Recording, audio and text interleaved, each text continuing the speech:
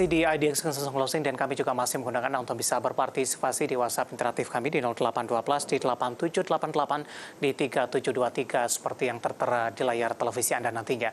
Dan sebelum kita lanjutkan perbincangan, pemirsa, kita akan coba lihat terlebih dahulu saham-saham pilihan apa saja yang direkomendasikan oleh Bapak Hadrian Mainar untuk perdagangan esok hari dan mungkin saja bisa menjadi salah satu referensi untuk Anda. Tampaknya berasal dari berbagai sektor, pemirsa. Yang pertama, tampaknya dari pertambangan batubara ada DOIT, lebih ke arah untuk trading buy dengan supportnya di 284, resisten hingga ke 324. Pewon, spekulatif buy, 440 hingga 484 dari sisi support dan resistennya. Dan terakhir ada ESA, yang ketiga maksud saya. Juga direkomendasikan trading buy ini 970 hingga 1230. Dan terakhir dari saham-saham berbasis CPO ada LSIP, tampaknya juga direkomendasikan lebih ke arah spekulatif buy dengan support di 775, resisten hingga 1195. Ya, itu dia 4 saham pilihan yang direkomendasikan dan lagi-lagi keputusan investasi tetap ada di tangan para investor dan trader pasar modal Indonesia. Kita lanjutkan kembali perbincangan bersama dengan Bapak Hadrian Mainar Taslim, Associate Director PT Universal Broker Indonesia Sekuritas. Pak Hadrian, kita lanjutkan kembali Pak. Tadi ada 4 saham pilihan yang direkomendasikan, tapi lebih ke arah untuk trading buy dan spekulatif buy ini. Apa pertimbangannya? Terkait dengan rekomendasi ini, apakah memang dari sisi indeks harga saham gabungan, para pelaku pasar masih ke arah wait and see sampai sejauh ini terlebih dahulu? Iya, betul Pak. Ini karena IHSG masih sideways dan sektoral relatif banyak yang masih konsolidasi, sehingga rekomendasi kita dari berbagai sektor yang kita lihat secara teknikal memang ada momentumnya. Untuk DOIT, pertama momentumnya memang dia high kemarin breakout moving average 50-nya ya di level 290, sehingga mengakhiri fase downtrend-nya nih. Dan ini jadi momentum yang bagus untuk trader untuk bisa level entry di trading buy di area sekitar 290 sampai level 300. Lalu 29 berapa tadi Pak untuk supportnya Pak? Untuk DOIT area entry di 290 sampai 300 dengan level support di 280 sampai 284. Penutupan hari ini ada di 298, Pak Hadrian. Sementara tadi resisten Anda di 300 ini. Sementara hari ini juga sudah nembus ke 306. Apakah tetap mempertahankan posisi dari resisten 300 atau semacam revisi? Karena di penutupan sesi kedua melemah di 1,32% dan ditutup di level 298, Pak Hadrian. Secara teknikal sih masih on track ya Pak. Koreksi sehat karena masih di atas level supportnya dan masih di atas level MA50. Sehingga ini koreksi yang wajar dan secara harga call juga masih mendukung, masih ada kenaikan sehingga kita masih optimis dengan target yang kita pasang di sini. Oke, cukup tipis Pak, 298 penutupan hari ini. Sementara target dari Anda tadi ada 300 Pak Hadrian. Betul. Di 324 sampai target pertama 314, target kedua di 324. Baik, target pertama di 314, target kedua ada di 324, penutupan hari ini di 298, dan tadi sempat menyentuh ke level tertingginya di 306 untuk DOIT. Kita beralih ke saham pilihan selanjutnya. Dari properti ada Pewon, tadi pun juga sempat disinggung ini. Pertimbangan merekomendasikan untuk Pewon jika dibandingkan dengan emiten properti lainnya, Pak Hadrian, dan rekomendasi Anda juga lebih ke arah spekulatif buy untuk Pewon. Ya, kita spekulatif buy karena dari sisi IDX sektoral masih belum menembus resisten. Nah, untuk Pakuwon kenapa saya pilih? Satu, dia punya recurring income yang bagus dari sisi income bisnis perusahaannya. Yang kedua, dari sisi market cap, dia menempati nomor 2 saat ini dengan tingkat market cap-nya di 22 triliun, di atas BSDE dan CTRA. Nah, bagi saya, properti kita pilih salah satu, dan saya menjatuhkan pilihannya pada Pakuwon based on market cap dan based on recurring income perusahaannya. Sementara kemudian, dari sisi teknikal, Pak? Ya, teknikal target Pakuwon jangka pendek adalah di level 476 ya, jangka pendeknya, baru di target berikutnya di 484. Untuk support di 436 sampai 440. Penutupan hari ini di 462, menguat di 2,21%. Dengan dihapusnya PPKM, kemudian tampaknya mobilitas masyarakat juga sudah semakin meningkat. Sebentar lagi juga kita akan memasuki momentum bulan Ramadan dan juga Lebaran ini. Ya, ini juga akan memberikan dampak positif tidak Pak untuk emiten-emiten yang ada di sektor ini? Paling tidak memberikan pengaruh nantinya kepada kinerja di kuartal pertama 2023, Pak Hadrian? Ya, untuk Pakuwon karena dia banyak bisnis yang income-nya dari pusat perbelanjaan dan mal-mal, justru Lebaran ini memang sangat positif ya bagi emiten ya, bisa meningkatkan omset penjualan. Baik, dari saham pilihan kedua Pewon kita beralih ke saham pilihan selanjutnya. Ada ESA, lebih ke arah trading buy, Pak Hadrian. Analisis untuk ESA sehingga masuk ke dalam list saham pilihan yang Anda rekomendasikan. Ya, ESA ini termasuk saham yang 2 hari ini sangat aktif ya. Hari kemarin diperdagangkan sampai 262 miliar, net value-nya hari ini 70 miliar, dan itu cukup aktif dibanding kebiasaan ESA sendiri.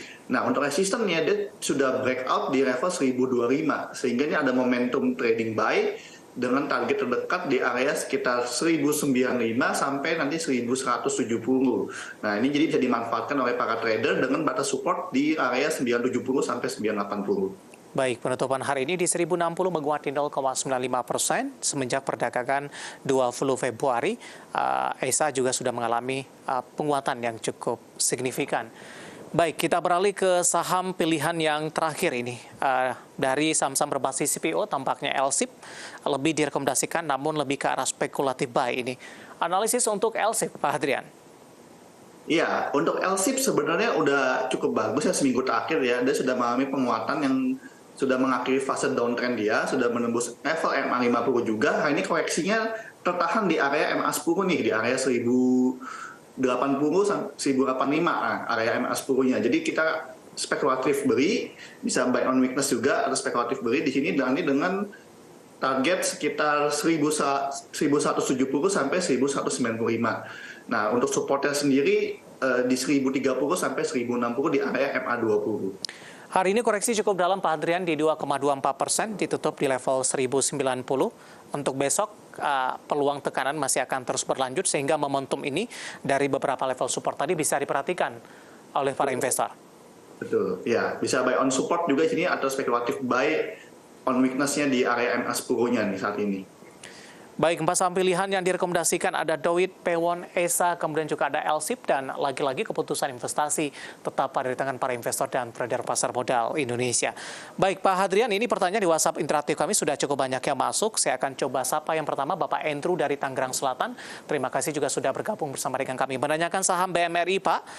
Tadi juga sempat kita singgung. Bagaimana pertimbangan rekomendasi untuk BMRI untuk rencana dividen dan stock splitnya yang dilakukan pada sekitar bulan Maret dan April nanti. Nah, tadi pun juga sempat kita singgung. Ulas singkat saja, Pak Adrian, sebelum kita jeda, Pak.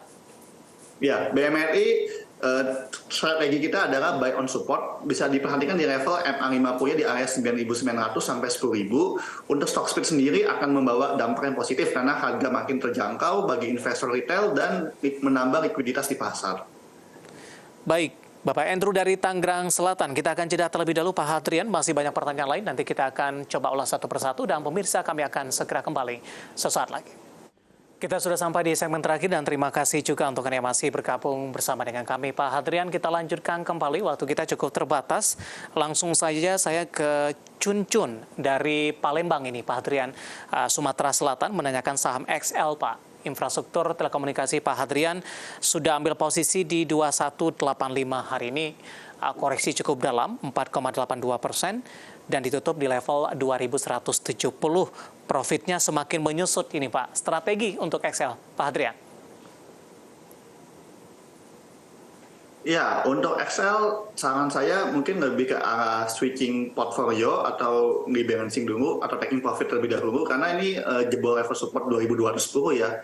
Kelihatannya kurang baik, lebih ke arah menuju support berikutnya di area sekitar 2050 sampai 2000 ya, sekitar 2010 sampai 2050 nih level support berikutnya nih karena dia ada jebol support dengan volumenya cukup besar. Jadi saran saya bisa taking profit atau switching portfolio dulu sampai tunggu level support terdekatnya. Taking profit maksudnya dalam hal ini seperti apa, Pak Hadrian?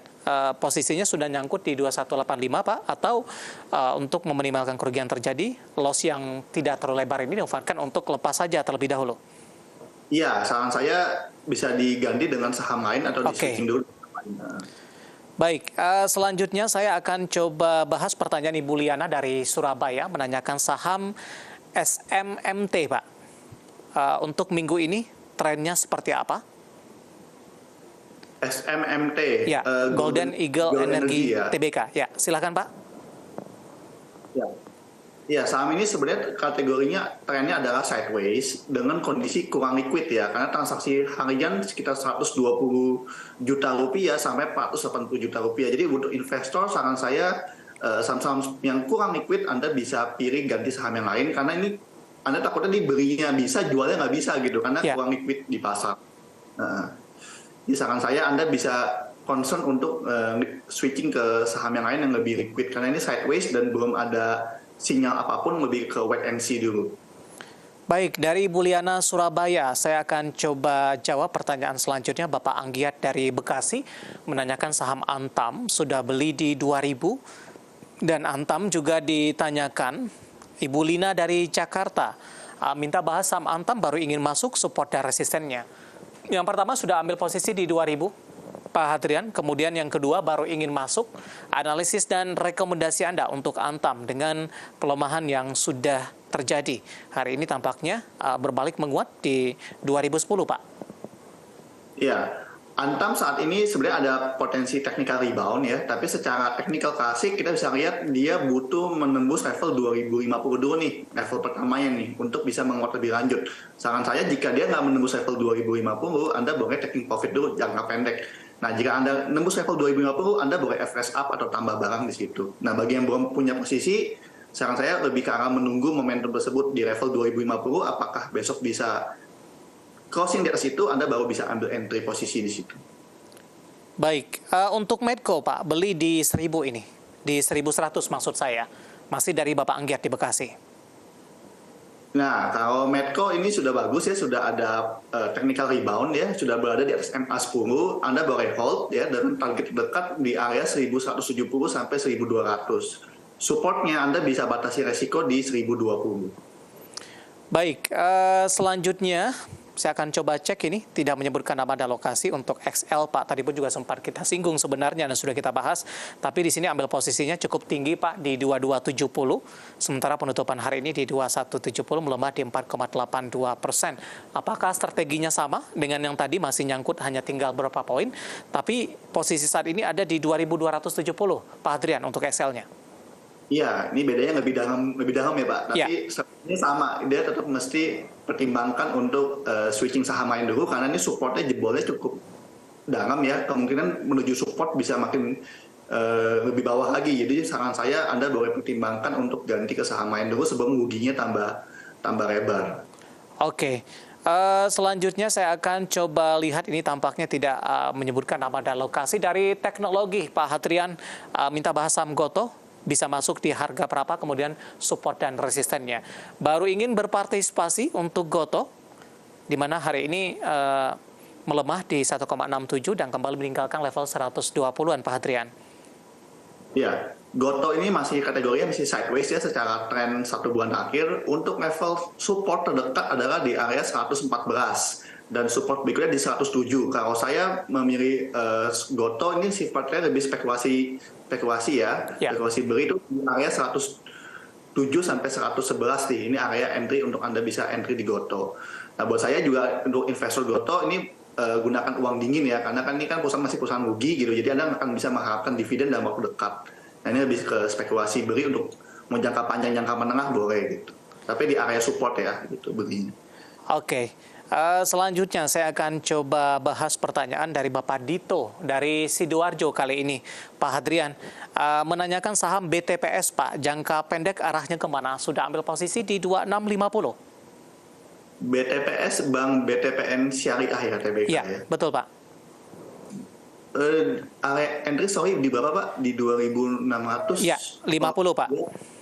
Posisi ini ya, posisi floating loss ya. Oke. Nah, kalau saran saya sih sini masih bisa, kalau Anda mau tahan, batasi resiko sampai level support 2350 nih. Karena kalau jebol ke bawah 2350 lagi, ini potensi turunnya menuju supportnya makin lebih jauh. Memang ada sedikit harapan karena kondisi sudah oversold nih, sudah jenuh jual. Nah, harapan investor mungkin dalam waktu dekat dia harus menguji resisten 2500 dulu, baru bisa ke level 2600-an nih. Tapi tadi udah cukup dalam ya gitu ya. Cukup jauh juga, mungkin sekitar 10% ya hampir ambang kerugiannya gitu. Selanjutnya tidak menyebutkan nama dan lokasi dari farmasi, ada KLBF dengan tekanan yang cukup dalam terjadi. Kemana arahnya untuk KLBF, jangka pendek dan menengah? Pak Hadrian. Ya, KLBF sebenarnya masih kondisi uptrend, ya. Memang dia koreksi dalam, tapi masih mantul di area MA50-nya di 2120 nih. Untuk jangka pendek, Anda masih boleh keep ya, tapi Anda awasi batas resiko di MA50 nih, 2120. Nah, jika jebol ke bawah 2120, Anda boleh concern untuk taking profit atau ganti ke saham lain. Baik, analisis. Silakan Pak. Ya, target terdekatnya di level 2360 nih, all time highest-nya ya. Oke. Baik, penutupan hari ini ada di 2170, melemah di 4,41%. KLBF dan waktu kita cukup terbatas, Pak Hadrian. Pembahasan tadi tampaknya sekaligus mengakhiri bersamaan kita di IDX Consensus Closing. Terima kasih Pak Hadrian, sehat selalu Pak. Ya, terima kasih sama-sama Mas David, sehat selalu juga. Ya, dan terima kasih juga untuk pemirsa yang sudah berpartisipasi di WhatsApp interaktif kami, dan silakan bergabung di waktu dan di program yang sama di perdagangan hari selanjutnya. Akhirnya saya David Sanoval dan seluruh kerabat kerja bertugas mengucapkan terima kasih. Sampai berjumpa kembali.